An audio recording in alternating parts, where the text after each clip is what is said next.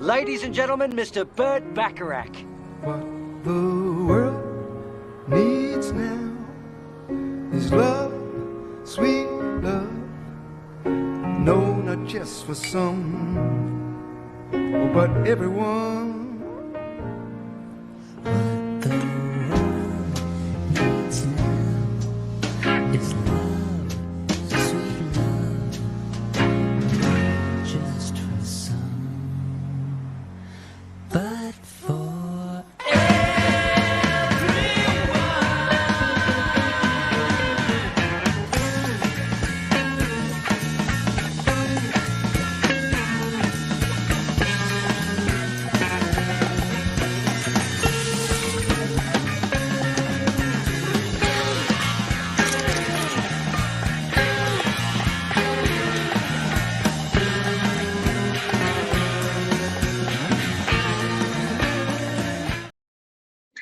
Hello, everyone, and welcome to the Riverfront. This is episode number 405 of the world's most dangerous podcast, where we discuss the Cincinnati Reds and occasionally Burt Bacharach. I'm your host, Chad Dawson. With me this week once again. How are you, Nate? I got to ask, is that the first Burt Bacharach reference on this show? Do I get to be a part of the history?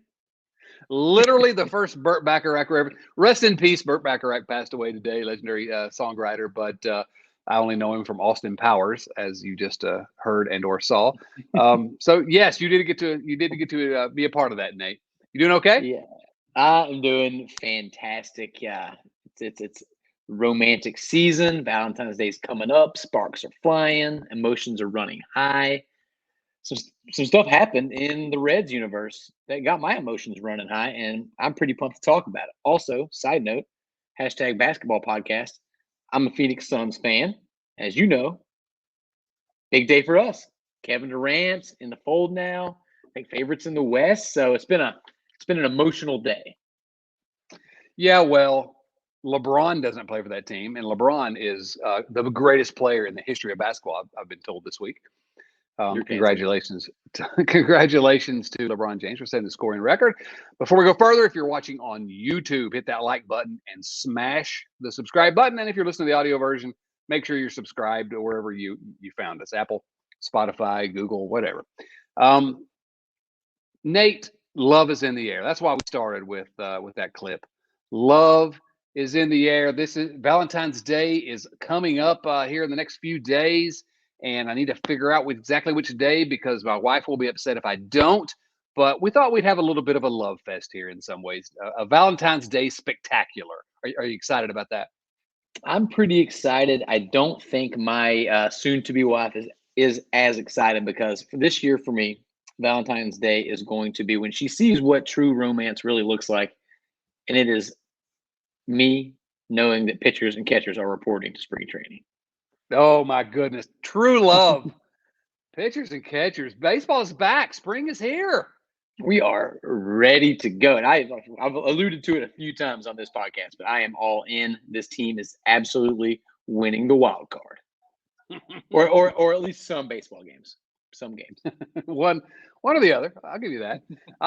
So listen, let me tell you what we're talking. It's love, as we said. I love the enthusiasm. I love the excitement. I love the optimism because if as Reds fans we can't have excitement, optimism, enthusiasm right now with pitchers and catchers reporting to spring training right around the corner, when are we going to have any time to be excited? So the Bengals just finished a great season, and now the Reds are going to have a great season. Although I have to quibble with something that you and our buddy Joe said on the Bengals or the Riverfront Bengals show. It's an easy name to remember. Anyway, one of the questions was, I get love is the word today, but I didn't love this answer. If the Reds and the Bengals played a baseball game, who would win? And it was Joe Farsing, one of the more and he says a lot of ludicrous things, but saying that the series would be 4-2, the Reds would win the series 4-2. It's completely outrageous. It's a sweep and it's not even close. I don't care if some guy can throw 95 for the Bengals? Get out of here. That needed to be pushed back on, and I did not. I was enjoying letting him cook a little too much, but it would be a really fun slow pitch softball game. It would be fun. No, I like the idea of the slow pitch softball. Do it for charity, and that'd be a blast. So, something else I love, Nate, or used to love. I don't guess I'd love it like I used to, but if you're watching on YouTube, you can see baseball cards. I love baseball cards. I got some vintage packs of baseball cards here, Nate. And while we talk, I'm just going to one by one. I'm going to open one of these packs, and just every once in a while, we'll see what player we get. Now, I've got Topps and Fleer from 1989. I have Topps and Fleer from 1990, and I have a pack of Fleer from 1991. Do you have any preference on which one we open? I want to see that 1990. That was a pretty good year for some It of was. us. You want to go with Topps or you want to go with Fleer? I'm gonna let you make the call. Tops. Gotta be Topps. Topps is the best, no question. So, all right, this is Topps 1990 baseball. Let's go ahead and open this up. Also, Nate, I'm saving the gum for you to chew. Saving the gum for Nate to chew. Here it is. It's in good condition. The gum. So the first card. The first card is going to be Mike Sharperson. Mike Sharperson from the Los Angeles Dodgers. Nate, do you have any memories of Mike Sharperson? He is another made-up human. I think, maybe I'm making this up, but I think he might have been the final out of Tom Browning's perfect game in 1988. Really? I think he might have struck out. As someone will correct me if I'm wrong, but that's what I'm remembering. You pulled that out of your butt, and that's kind of dope. I hope it's correct. I want to know if that 1990 piece of gum has held up better than our favorite beloved franchise since then. Yeah, it's probably had about as much success since then. So, we talked about a Valentine's Day spectacular, and your idea here was, which is really the only way to handle this just kind of in some ways needs to be a Joey Votto appreciation episode, because what else is there? Potentially his final season coming up. He's just hitting bombs on social media all day and all night. What more is there to do? What more is there to love about this Reds team than Joey Votto? He's the top of the list, right? It's the number one reason to tune in. We talked about it at length. There are plenty of reasons to pay attention this year. We're going to watch these young guys come along and have a lot of fun doing it. And we're going to have some tough times as well. But no matter what happens, the one constant for the entire season is that we get to watch Joseph Daniel Votto in what is potentially, hopefully not, and we'll lay some of the options out here in a little bit, potentially his last season in a Cincinnati Reds uniform, and must-see TV, every at bat, every ground ball. That's here at the riverfront for many, many years, literally, which is, I used to talk about all the time with Gerber, with Jason Linden, with Bill Lack. Most people don't understand what they've had. For most of his career, most Reds fans didn't understand what they had with Joey Votto. And we were always saying, please, just watch every at-bat. Cherish every at-bat, because you may never see a guy like this in a Reds uniform again. He's Inner Circle Reds Hall of Fame. And, how many National Baseball Hall of Famers have you seen in your lifetime? Really the answer's 2, 3 in Cincinnati, I guess. Votto, Larkin, and Junior Griffey. I mean, is there any that I'm forgetting? I mean, that's really it. So, enjoy it. Although I got a little bit of, on Twitter this week. Somebody was, I was catching some strays from our buddy Carlos Guevara. What was that all about? I don't think they were stray at all. I think they were direct and well-deserved. Did I say that? You said that on the last podcast, and I want to go back and watch the video because I know I reacted. I didn't say anything, but my face was in shock. I don't remember what the question was. It was something about, I don't know, like an optimism or somebody you're worried might have a down year. And you answered, well, go ahead. You need to have a little bit of a mea culpa here. Well, evidently, here's the quote that Carlos, and I was hoping to be able to get Carlos on here tonight to yell at me, and he was unavailable tonight, but we'll get him on soon so he can yell at me. But his quote, the way he transcribed this quote, and I do not believe I said this. I don't remember this at all. I can't believe I would ever say this. But the one maybe I'm least optimistic about is Votto, because I'm an idiot and I've decided to doubt Votto.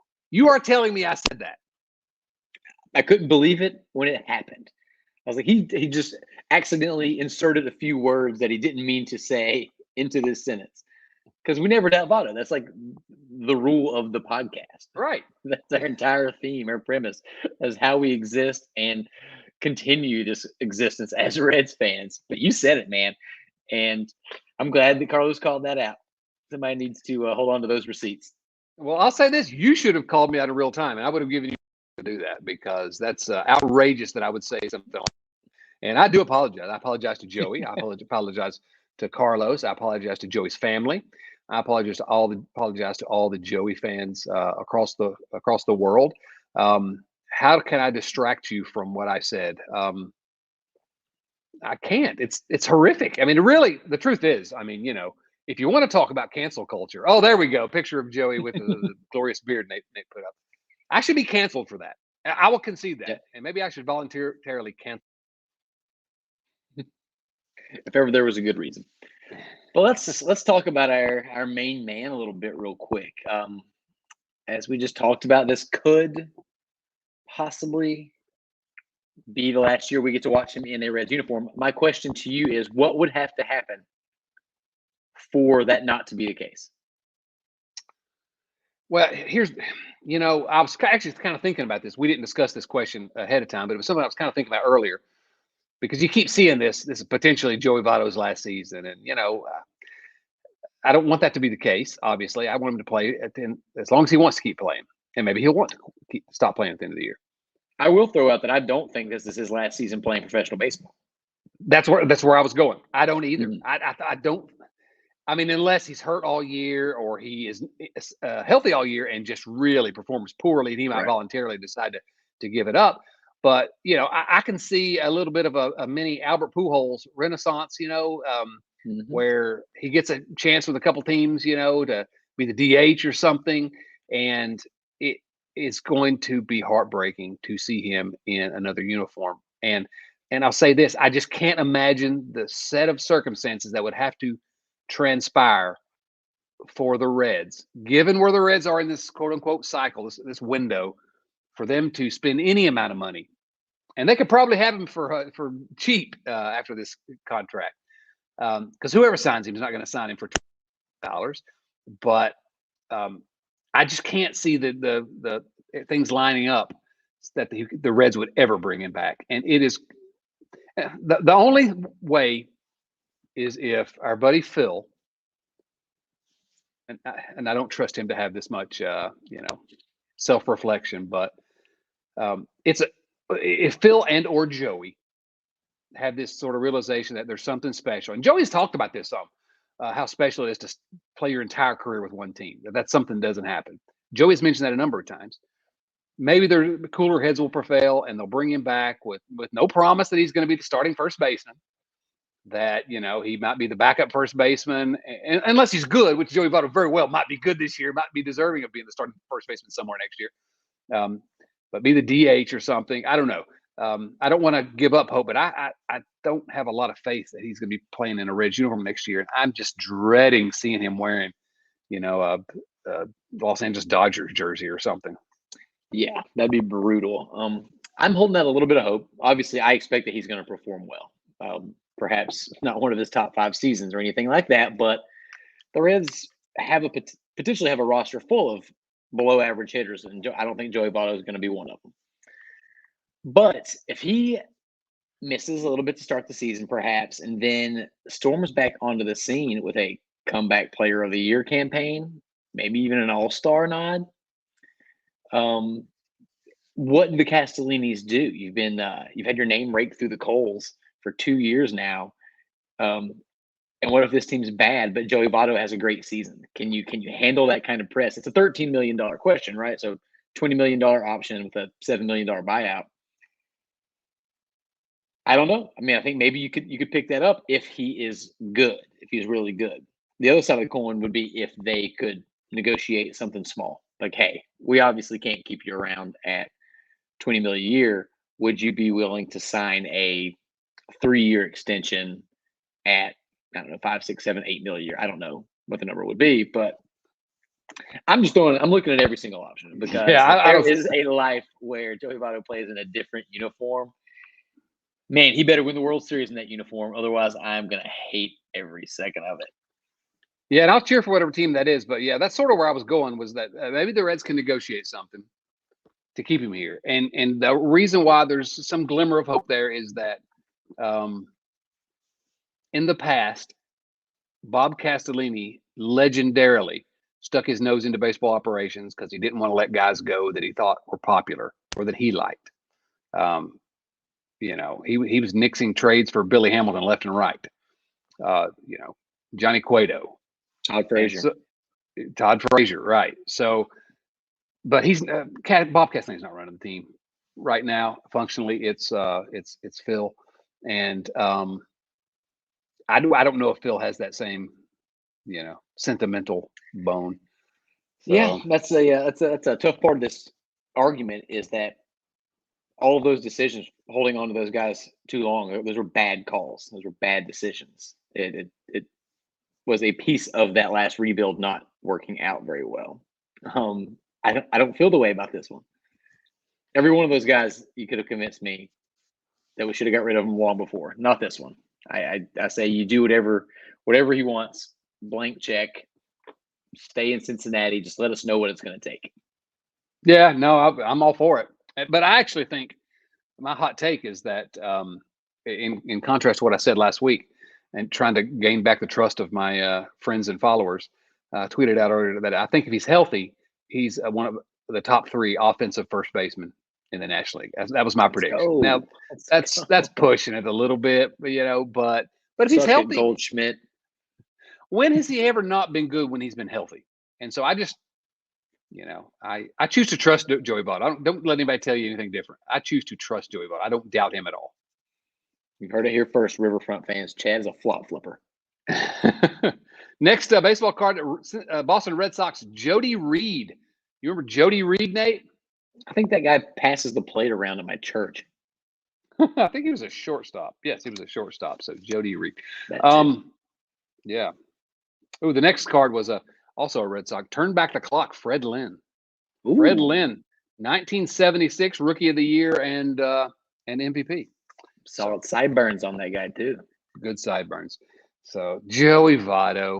We had a couple viewer mail questions about Joey Votto. Not? Yeah, let's hop in there. Yeah, let's do that. Jerry Suduth. These viewer mail questions, as always, come from our friends at patreon.com/RiverfrontCincy. Jerry says, or asks, how much do you love Joey Votto's chest haberdashery? First of all, that's a good word. If you didn't see this, first of all, Joey Votto, another chess tournament, he rolls up in a limo, rose petals, and just head to toe in Gucci. And if you're watching on YouTube, we're going to show you what that looked like. Oh my goodness, glorious! What do you think about that, Nate? So glad you pulled that up. My first note was also great use of the word haberdashery. Absolutely. Oh man, I got so far. I couldn't believe it when this popped up on my Instagram. My man is rolling up, just dripped out. This was one of the coolest things I have seen a professional athlete of any kind do, much less our guy for our team. It's freaking awesome. I want to know what the other chess players thought about this, because I'm sure, I have no inside information, of course, but I have a strong suspicion that he cleared this with everybody that he was going to be playing against that day. Like, what's the take? 4 weeks ago, they were just a bunch of dudes playing chess in the cold, and now Joey Votto's rolling up Gucci head to toe, ready to film the world's worst music video. Oh man, it was just amazing, absolutely amazing. And yeah, but I don't know. Did we hear whether he won or lost at Monday Night Chess? I don't know. I didn't hear. But when I tell the story, he was a winner. There we go. He's a winner. He's in our mind. So I thought that was fantastic. Joey Votto, never change, never change. And I think that's the theme of this show. I love Joey Votto. And you know who else does? Our buddy Rich Thompson. Rich Thompson has a viewer mail question.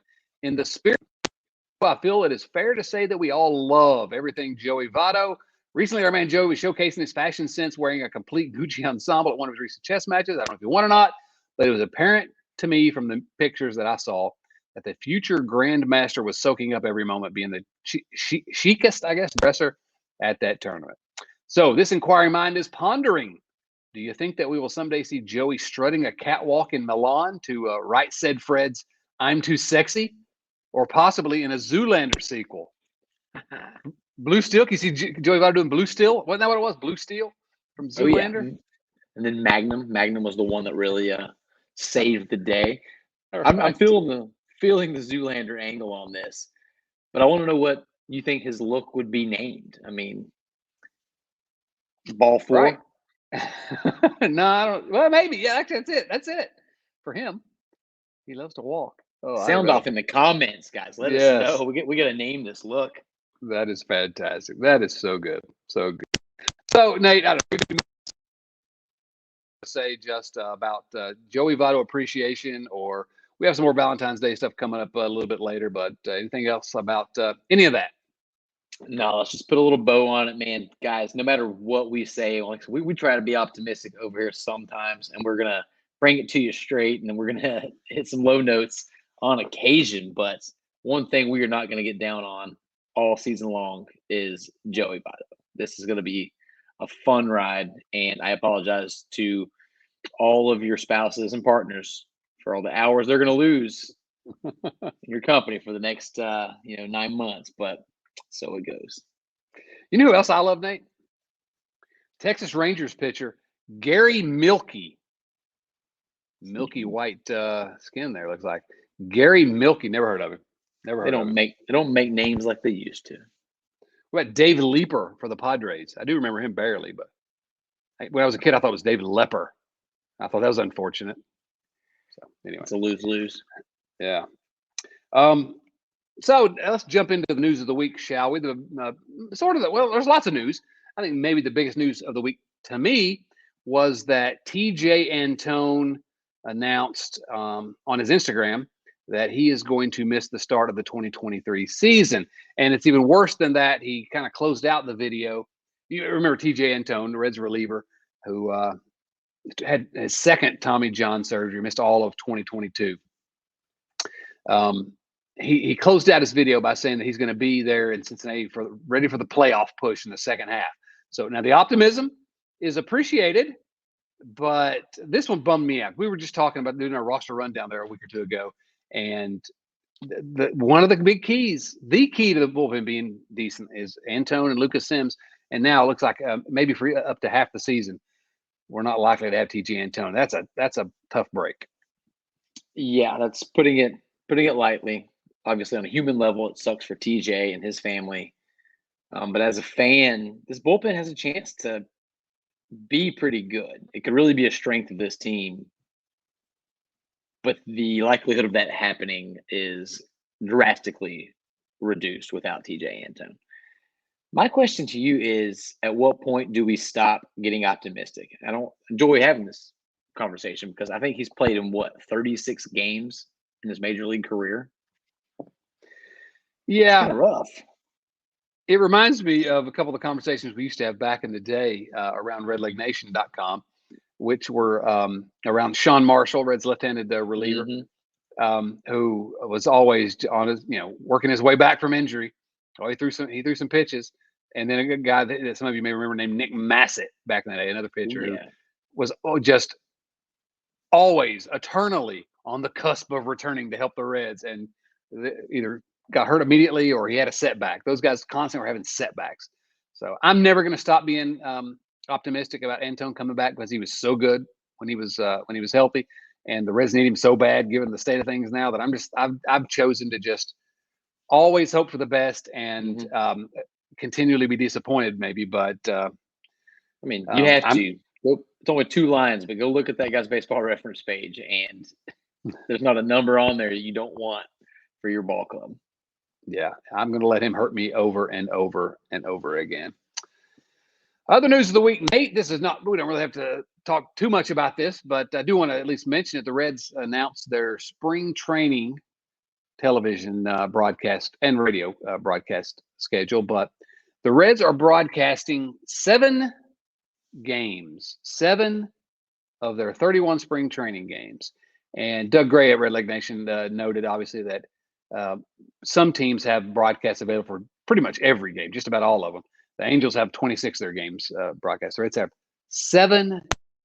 Are they just trying to hide the product from us so they can spring this beautiful roster on us on opening day? Is that what they're doing? They just don't want to let the absence make the heart grow fonder. Maybe they want to let the excitement build by not letting us watch them.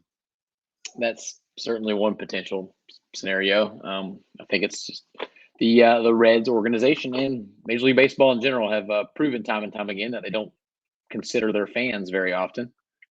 I think this is another example of that. But I would like to announce, did not let you know this, but we are accepting applications for anyone that wants to, on their own dime, this is an important piece of this puzzle, go to Arizona, follow the Reds around with a tablet, and Zoom all of the games so that we can watch. So if anyone wants to do that, we won't pay for it. We'll appreciate it.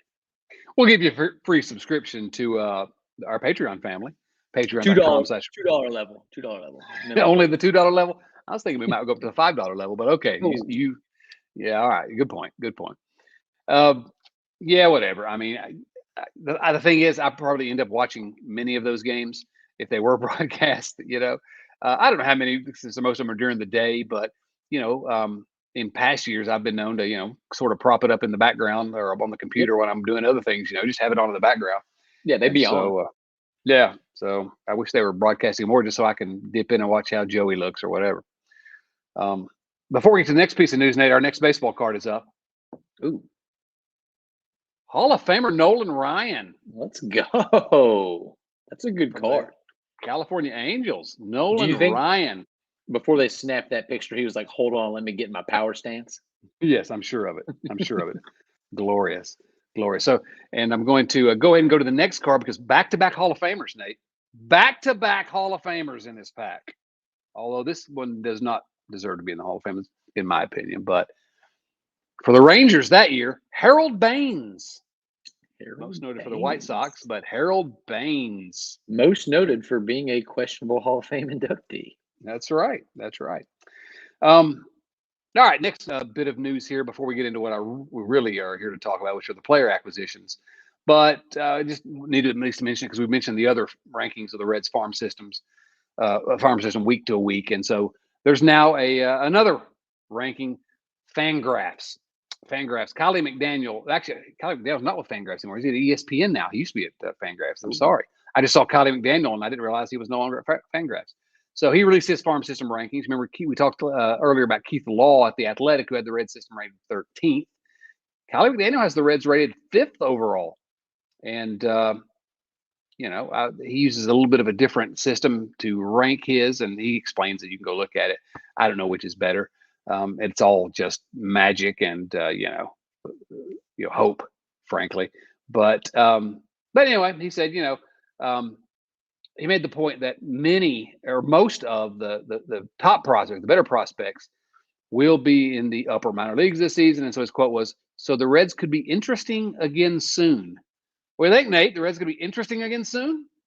I'm excited that another pundit has declared out loud that the not Reds are good at baseball.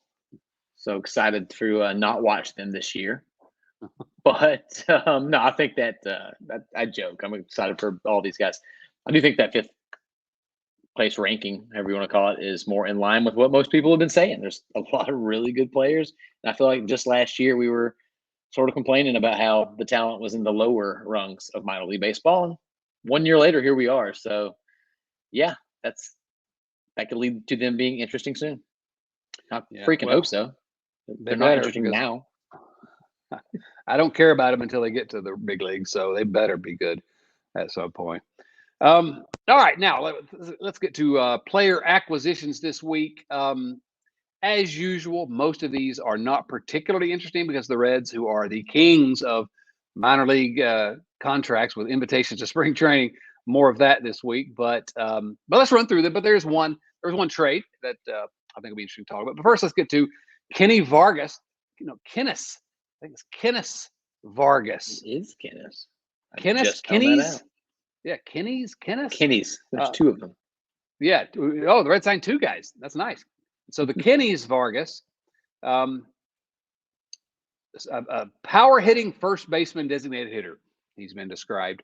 Minor league deal, invitation spring training. He has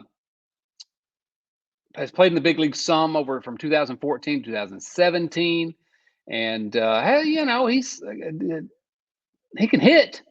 I mean, he can certainly hit. I don't know if it's going to translate necessarily to the big leagues, but he had a 102 OPS plus in 236 games in the big leagues for the Minnesota Twins. What I thought was most interesting was, and Nate, did you know, Kenneth Vargas is an obscure former Red? I only Did you know that? because Doug Gray told me. Yeah. As he did all of you. I am sure we all remember this. March 22nd, 2018, the Reds claimed Vargas off waivers from the Minnesota Twins and was a Cincinnati Reds player for a glorious 2 days in March of 2018 before the Reds put him back on waivers and the Twins claimed him back. So welcome back. And he has the sort of distinct, title, I guess, of being an obscure former Red and an obscure future Red. I mean, it's amazing. How do you accomplish both of those at once? Oh, man, he's immediately my favorite player now. This is a Kenneth Vargas appreciation episode. Anybody who pushes back against the prospect pushers on Reds Twitter should start a obscure future Reds Twitter account. Yes. Oh, that's actually a funny idea. You have missed the most important part of this semi-acquisition. My guy, Kenneth, 6'5", 290. Oh, this is a hefty boy. The Reds are finally starting to listen to me. He's not the only big boy they signed this week. Spoiler alert, a little teaser for you. Got some news coming soon. But man, I love this guy for that reason alone. He is huge. And we've said it 1,000 times. If they can't be good, be entertaining, or be interesting, a bunch of 300-pounders hitting 700-foot dongs. That's interesting. Bring it on. I can handle it, I guess. I would not expect much about it. This is a sort of organizational filler. In 2019, after leaving, he played for the Twins parts of 2014 through 2017. 2018, he played the entire season in AAA with the Twins. Then Japan in 2019, did not play in 2020. And in the last 2 seasons, played in the Mexican League, where he hit really well, but it was the Mexican League. So, it doesn't necessarily translate to the big leagues. But anyway, welcome back to Cincinnati, both Kennys Varga. All right, next up, Nick Martini, outfielder. Nick Martini, a 32-year-old. Nick Martini, outfielder, claimed off waivers. Signed a minor league contract. I say claimed off waivers because this is, again, a same guy. Same type of guy. An obscure former Red and an obscure future Red. November 2019, the Reds claimed him off waivers from the Padres and was actually on the Reds 40-man roster for 6 glorious weeks in late 2019 and early 2020. But then the Reds designated him for assignment. The Phillies claimed him. He has played in parts of 3 big league seasons. Has had some success with the bat. 2022, he was in Korea. Pretty good stat line. I don't know. Nick Martini out. Sounds like an Italian name, so I'm all about that. Bring it on. It's a Hall of Fame name. At this point, Great I think name. Nick Krall is just trolling Reds fans. He's like, I'm going to sign people that were once kind of almost on the team, and also the name has to be Nick, and we'll see what happens. I don't know. I have no expectations for Nick Martini or any future Knicks that we discussed on the show, but I will say that this outfield's a mess. We knew it was going to be a mess all offseason. It was a mess all last year.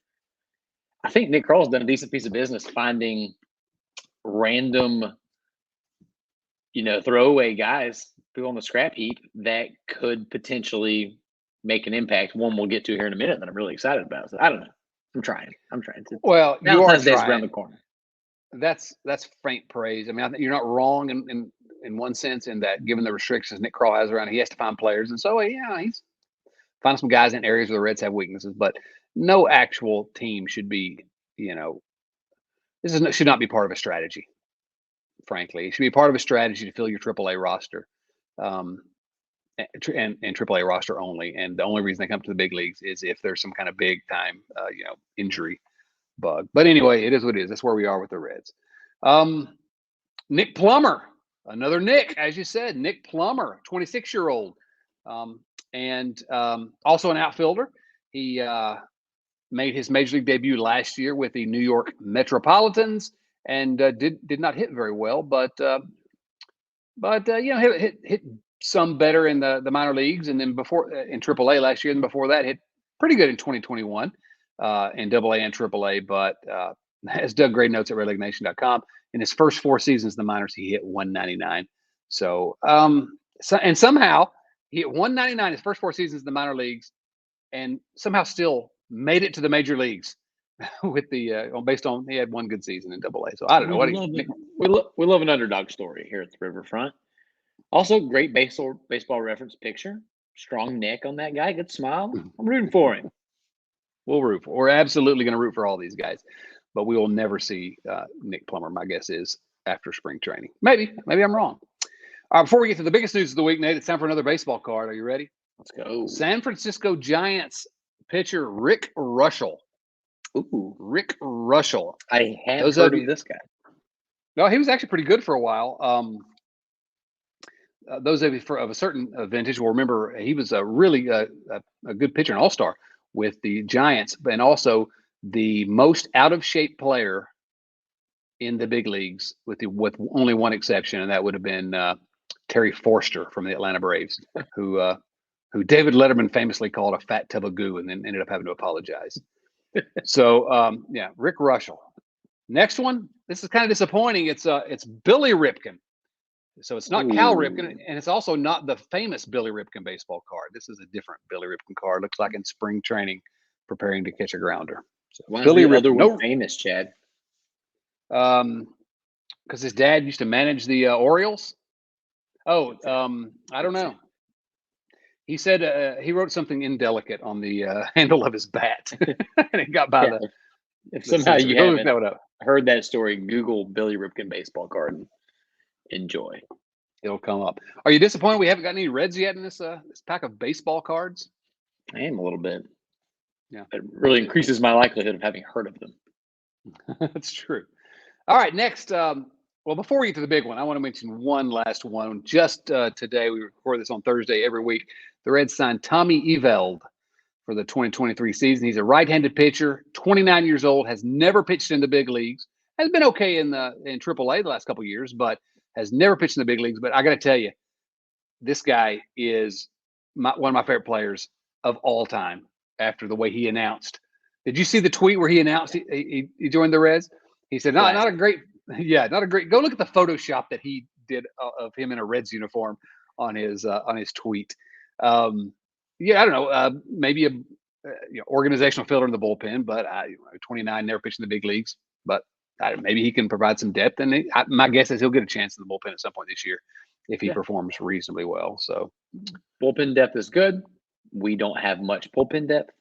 We like bullpen depth. We do like bullpen depth.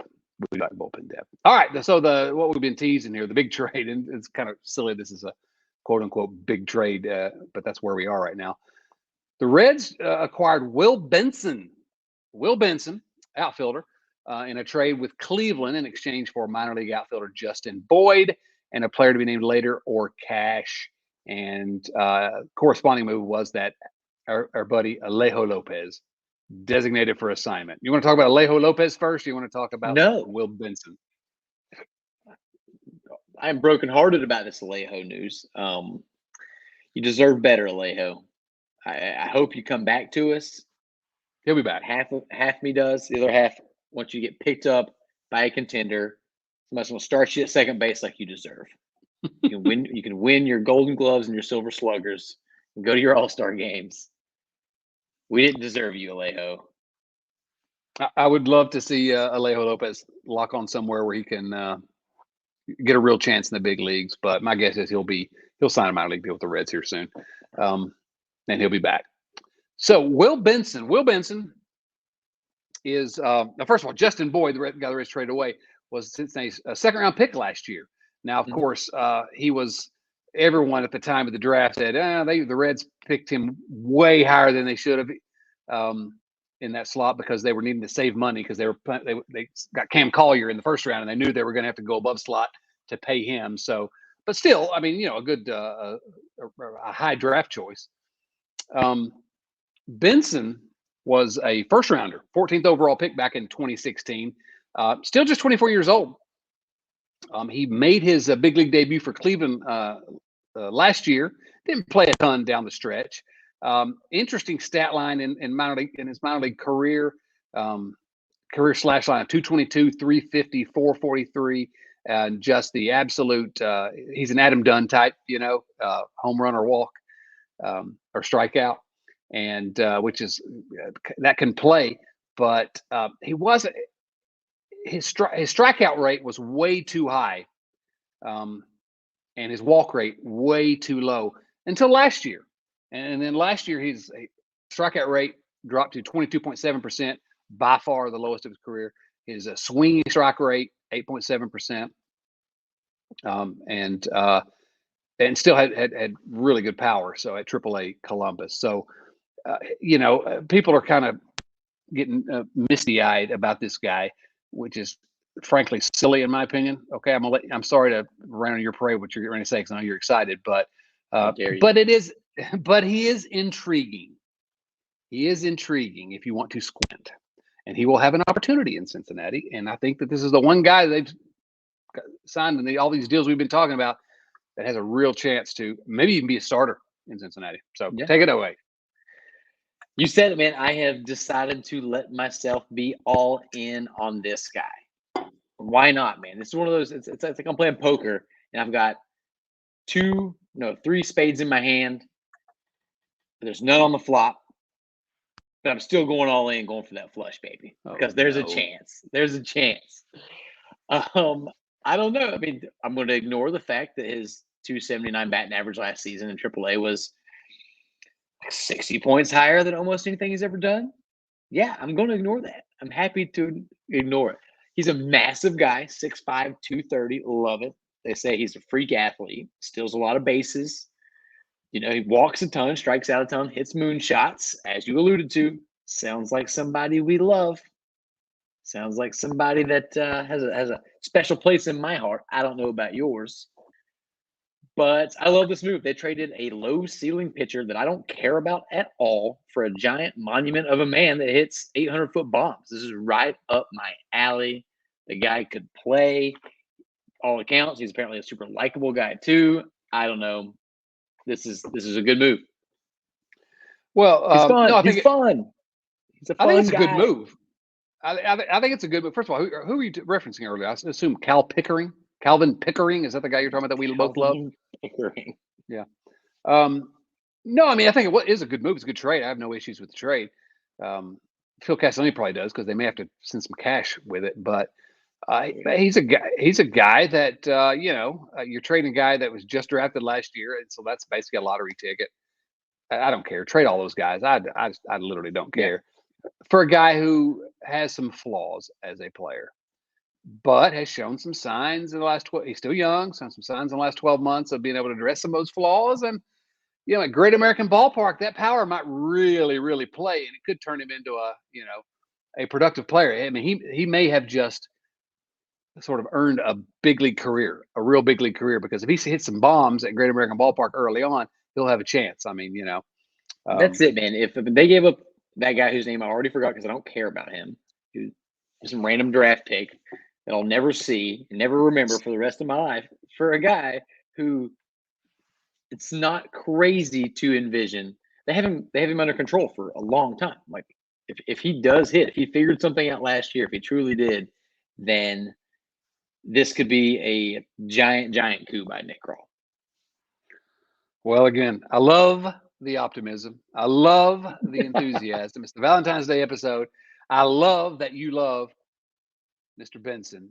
But I don't know. I hope you're right. I'm cautiously optimistic. I'm not all in, but I am definitely cautiously optimistic. I think there are this guy. No, I think there are real reasons to be interested, at least. And that's what we keep saying. We just want some interesting things to happen. We did have a viewer mail question about Will Benson. Had two actually. I'm gonna save one for later. But Kyle Kapler asks, could Will Benson be 2011 Jay Bruce throughout his Reds career? 2011 Jay Bruce throughout his Reds career. Now he says, he clarifies, Kyle does, slash line wise. 2011 Jay Bruce, by the way, was 24 years old. Is his first All-Star season. 256 batting average, 341 on base, 474 slugging. Come on. That's asking a lot. That's asking a lot. But is it possible? I mean, that's sort of what his the batting average is not quite that high, but that's sort of what his Benson's minor league slash line was. So maybe. I don't know. Benson, he had a 948 OPS last year in Columbus. My guy's the second coming of Mike Trout. Okay, that's obviously a joke. I don't expect him to be Jay Bruce. Obviously not. But listen, I haven't had a ton to get excited about these last 15 months. Can you let me have this one? 15 years, 30 years. No, it's exciting. It would not be exciting for most teams. It's incredibly exciting for us. And again, we returned to the theme though of it's a good piece of business by Nick Kroll. This is true. I mean, nothing at all to be disappointed about. I'm happy with it. So and I do think, given the Reds' outfield situation, he does have a real shot to be the opening day starter, right, in the outfield. I mean, he really does. And that would be a great turn of events. What if he did figure something out, and we are 4 months from now looking at an outfield of Will Benson, Jake Fraley is legit, and Matt McClain? You know, that's fun. I don't know how good it is. I don't know if it's not necessarily leading to a winner, but it's fun and it's interesting. And I would tune in. I'd tune in every day. Well, I'm probably going to tune in every day anyway, but I'm low man on Matt McClain. But it's interesting. There are possibilities here. And there are ways that we can, squint and see that wild card team that Nate's been predicting. So, next baseball card, Nate. Next baseball card, Twins catcher Tim Laudner. Tim Laudner. Yeah. No, that's Matty Earp, like the laudanum, not Tim Laudner. And the next, a member of the Minnesota Twins 1991 World Series champions, Danny Gladden. And I think he ended up managing somewhere at some point. Danny Gladden, great mullet. Mustache mullet combo. Oh, yeah. Top notch. Glorious. Still no Reds, Nate. Tops notch. Very good. Still no Reds. Well, much like this squad, nothing's perfect. There we go. Now let's get into some more of the viewer mail questions.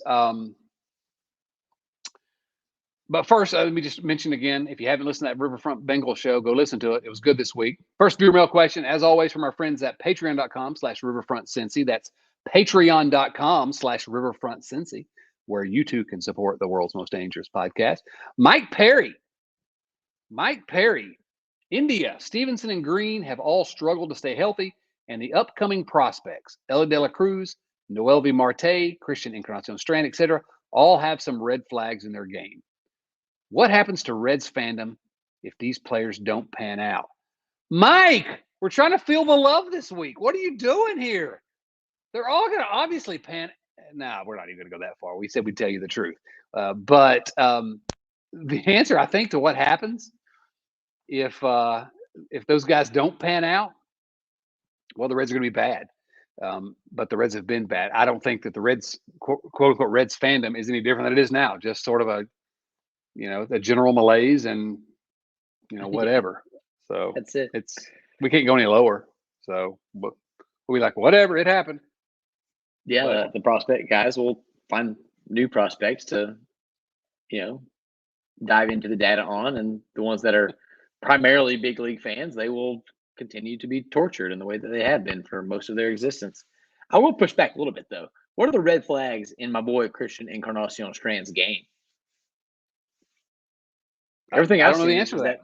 The only reason he's not rated higher is that he plays a corner infield position, which I think is the dumbest crap in the world.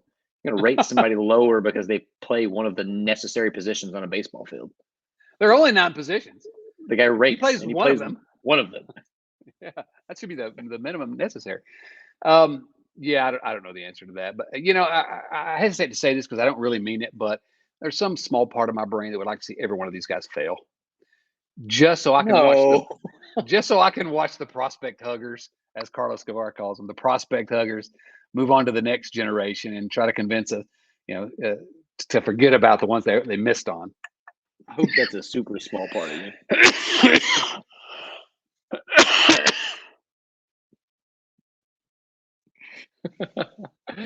Yeah, so I don't know if he. It's going to be tough times, especially if Ellie. If Ellie doesn't work out, then that's tough. Absolutely. So no, but I'm not predicting it. I think those guys will, by and large, most of them will work out to some extent. Will Elliot De La Cruz be the best player? I don't know, but I hope. But yeah, Hooper Powell says, so I just saw the Reds traded for Will Benson from the Guardians. What do you think is a better TV show, Benson or Mr. Belvedere? Nate, have you ever seen either of those shows? I had no idea what he was alluding to. I refused to look it up. I thought maybe he meant Mr. Belding from Saved by the Bell. There's a lot happening there, Hooper. You're too young. Benson was a good show starring a guy named Robert Guillaume, I think was his name, and I think he was a Broadway star maybe. And so I don't know, he was a butler or something. I don't know what it was. Mr. Belvedere was also a butler, I think.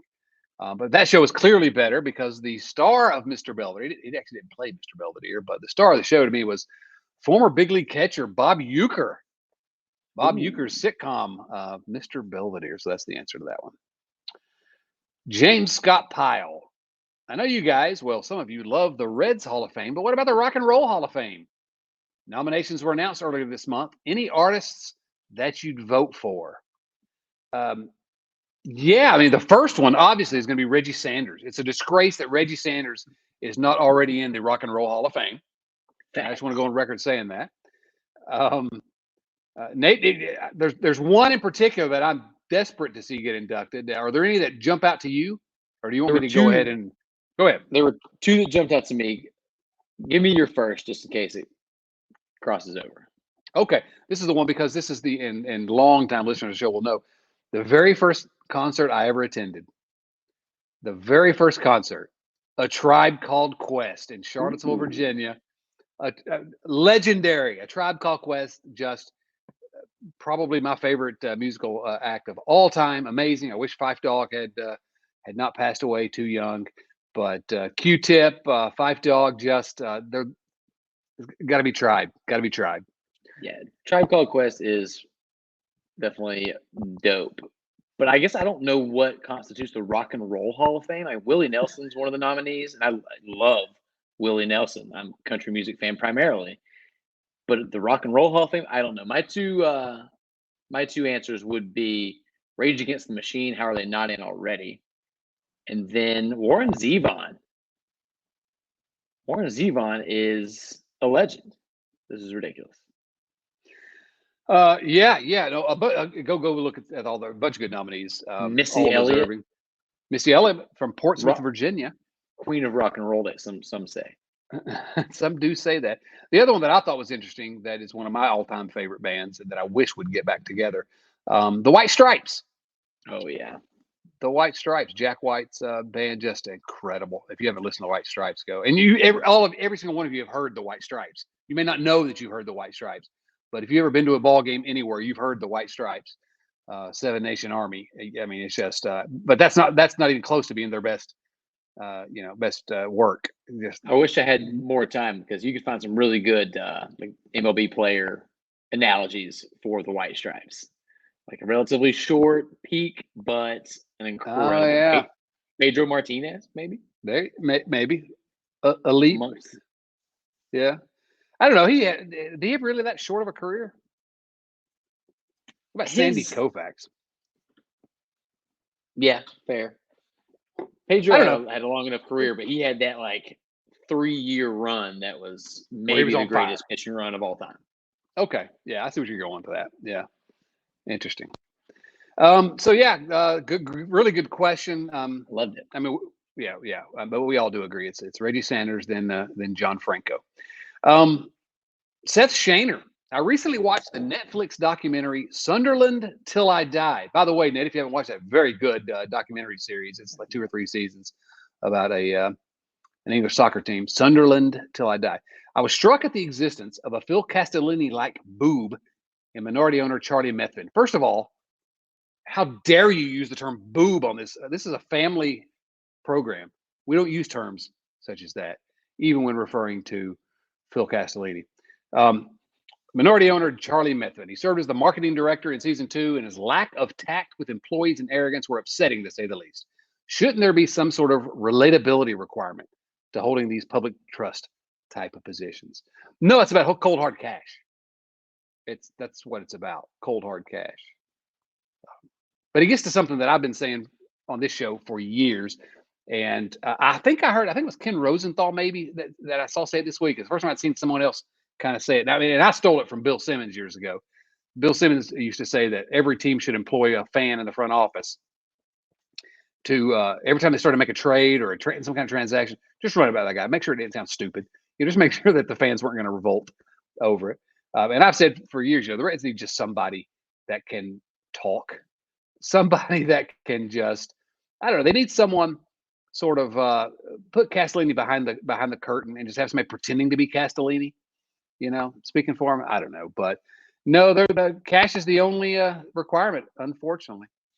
We probably should at least touch on it for a second. I don't think we need to dive deep because we have preached this loud and proud for a long, long time. But there was an interesting article in The Athletic that sort of echoed the sentiments that this show has been based on for the last several years. I don't know. Any thoughts on that? No, it's a great piece. It was, I think, Ken Rosenthal. That might have been where I saw the reference. Actually, I don't know. But Trent Rosecrans together. If you have access to The Athletic, I would encourage you to go read that because it is very much worth your read. Essentially, it's obvious that the Orioles and Reds need to sell need new ownership. How can we make that happen? Is it possible? And why is it difficult to do? And what are the challenges? It's just it was really good. I agree. It was a good piece. And Chad Dotson did not pay anybody to write that article. No, and I wasn't mentioned either, which is always disappointing, but it's an article I could have written. All right. We have a few more questions. These are all Valentine's Day themed. But before we do it, it's time let's finish off this baseball card pack. Okay, we got What you got? St. Louis Cardinal, Jose De Leon. No. Pretty good pitcher, but no, he's a Cardinal. Pretty good mustache. Lots of good mustaches in the early 90s. That's my big takeaway from this experience. Yeah. Oh, good left-handed hitter, Jim Eisenreich. Jim Eisenreich had some sort of a medical condition. That's what I remember about him. I don't remember what it was. Tourette syndrome or something. I don't know what it was. But Jim Eisenreich, pretty good left-handed hitter. Still no Reds. Walt Terrell, New York Yankees. Walt Terrell. I think he was a Tiger for a while. My second favorite Terrell behind Wick Terrell. Oh, that's right. I'm going to send that one to Wick. Oh, our third Hall of Famer of the pack, Nate.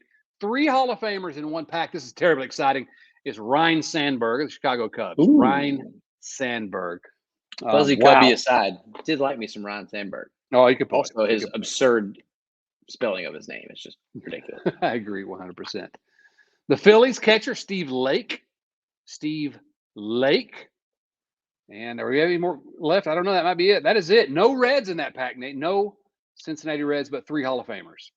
So it was a dud. A little bit of a dud. I enjoyed it, sort of. Valentine's Day viewer mail, Joe Farsing. I just want to send love to Javy Valentine and Joe Valentine. Oh, I mean, it just, good vibes only, right? Good vibes only. Can we send a little love to Bobby Valentine?